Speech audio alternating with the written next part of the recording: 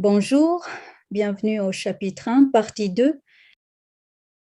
Dans cette courte vidéo, je vais discuter brièvement des moments forts de la partie 2 du chapitre 1.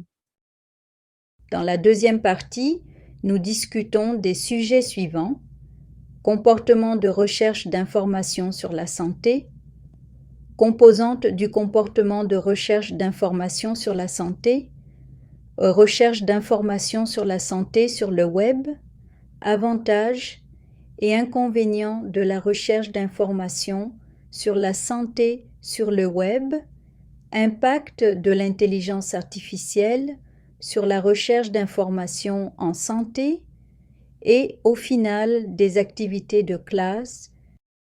Qu'est-ce que le comportement de recherche d'informations sur la santé?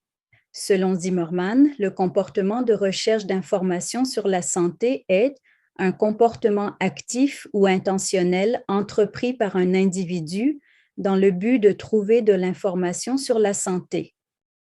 Quel est l'historique du comportement de recherche d'informations sur la santé de la fin des années 1980 au milieu des années 1990? Seules quelques études ont abordé le concept de comportement de recherche d'informations sur la santé. Depuis le milieu des années 1990, des études examinant le comportement de recherche d'informations sur la santé se sont multipliées dans la littérature scientifique liée à la santé, et la révolution numérique entre la fin des années 1990 et le début des années 2000 a transformé le paysage du comportement de recherche d'informations sur la santé. De nombreux auteurs ont décrit le comportement de recherche d'informations sur la santé sous des angles variés, en mobilisant des notions parfois proches les unes des autres. Il est toutefois possible de le définir comme un ensemble de trois composantes dynamiques et interdépendantes. Ces activités ne s'inscrivent pas dans une progression linéaire. Cela signifie que la recherche d'informations sur la santé constitue plutôt un processus itératif qui se poursuit jusqu'à l'atteinte de l'objectif visé. Ainsi, la personne en quête d'information peut être amenée à revenir à une étape précédente afin de revoir, préciser ou ajuster sa stratégie de recherche selon ses besoins.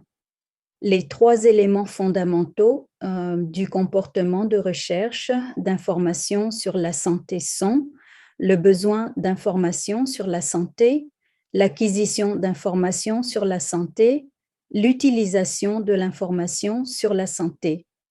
Je recommande vivement de consulter le manuel chapitre 1, partie 2, afin d'approfondir la compréhension de chacune de ces composantes. La recherche d'informations sur la santé en ligne constitue un enjeu majeur. Une quantité considérable de contenu lié à la santé est accessible sur Internet, avec plus de 100 000 sites web proposant ce type d'informations. Toutefois, la fiabilité des informations en santé disponibles en ligne demeure une préoccupation importante pour l'ensemble des personnes qui les consultent. Lors de l'évaluation de la qualité de l'information, une attention particulière doit être accordée au contenu de santé diffusé en ligne. Au Canada, plus de 80% de la population s'appuie sur Internet pour accéder à des informations liées à la santé, et cette proportion ne cesse d'augmenter. La pandémie de COVID-19 a mis en évidence cette forte dépendance. À mesure que le nombre de personnes cherchant des renseignements en santé sur le web a augmenté, les producteurs de contenu dans ce domaine ont redoublé d'efforts pour atteindre les consommateurs. Cette dynamique a toutefois entraîné une hausse marquée de la mésinformation et de la désinformation, ainsi que la diffusion de théories du complot. Cette infodémie a provoqué une anxiété généralisée, contribué à des pertes de vies humaines et exercé une pression considérable sur les systèmes de santé à l'échelle mondiale durant la pandémie de COVID-19. Alors, quels sont les avantages et inconvénients potentiels de la recherche d'informations sur la santé sur le web? Accéder à des informations fiables en matière de santé en ligne peut offrir de nombreux avantages significatifs. Par exemple, des informations de santé crédibles peuvent contribuer à un plus grand pouvoir d'action, l'amélioration de la littératie informationnelle, une meilleure qualité de vie, des choix plus éclairés, l'amélioration de la santé mentale et du bien-être général, une meilleure adhésion aux recommandations thérapeutiques, une prise de décision partagée plus efficace entre les patients et les professionnels de la santé, moins de visites de suivi inutiles, la réduction des coûts liés aux soins de santé. À l'inverse, l'exposition à la mésinformation ou à la désinformation en ligne peut entraîner des conséquences graves. Celles-ci peuvent notamment inclure l'exposition à des informations nuisibles ou inexactes, le risque de vol d'identité ou de données personnelles, un gaspillage accru des ressources du système de santé, d'une détérioration des résultats en matière de santé, une augmentation de l'anxiété et du stress, ainsi que de nombreuses autres conséquences négatives. Pour ces raisons, il est essentiel que les consommateurs aient accès à des informations de santé fiables, exactes et de haute qualité sur les plateformes en ligne.